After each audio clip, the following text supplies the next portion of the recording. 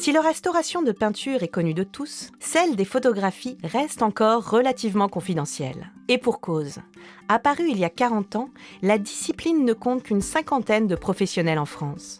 Annie Thomasset, restauratrice des photographies du chantier des collections, lève le voile sur les subtilités de cette pratique à part. C'est très spécifique à cause des techniques photographiques, parce que vous avez différentes techniques. Et même pour un simple nettoyage de photographie, il faut déjà faire un test et déjà connaître la technique. Et le moins que l'on puisse dire, c'est que l'édit technique ne manque pas. On a pour commencer des papiers barytés au gélatino-argentique, ça veut dire qu'on a un support papier, du sulfate de baryum qui est une poudre blanche et de la gélatine argentique. Ça, c'est pour les noirs et blancs. Mais dans les noirs et blancs, dès les années 70, on a utilisé le papier qu'on appelle RC, résine coated, un mélange de fibres, de papier et de plastique. Sinon, après, on arrive au procédé couleur, les photographies qu'on appelle chromogènes, qui sont un support plastique. Ce sont toutes les photographies de famille que vous avez chez vous. Et puis après, depuis les années 2000, on arrive au support numérique. Alors là, on a de tout. Autant de matières et de supports présents en très grand nombre sur le chantier. La collection photographique du CNAP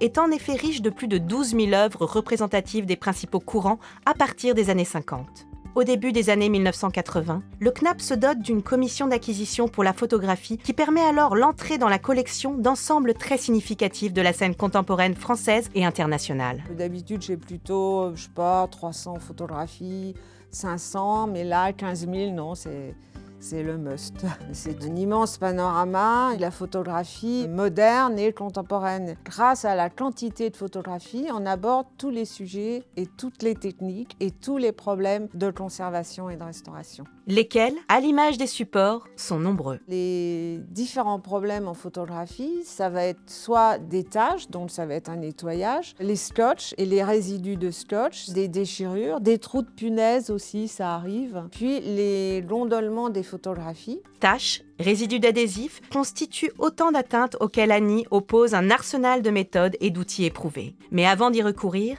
son travail de conservation-restauration commence généralement par une délicate séance de nettoyage. On commence toujours par un dépoussiérage, soit au chiffon, soit au coton, soit avec une brosse douce. Et après, on utilise des solvants et on fait des tests avant. C'est beaucoup en rapport avec la surface photographique et aussi son état de conservation. Quand on a des photographies papier déchirées, et ben là c'est vrai qu'on utilise un peu les mêmes colles qu'en art graphique. Et après on fait de la retouche. Selon la technique photographique utilisée, on va employer des acryliques, des aquarelles, parfois un mélange des deux. Mais en photographie, on fait quand même très peu de retouches. On fait une retouche de manière à ce qu'on ne soit pas choqué s'il y a vraiment un blanc dans l'image, mais on ne va pas reconstituer un arbre ou quelque chose comme ça. Face à l'énorme quantité de photographies que compte la collection du CNAP, la restauratrice ne prend de toute façon aucun risque.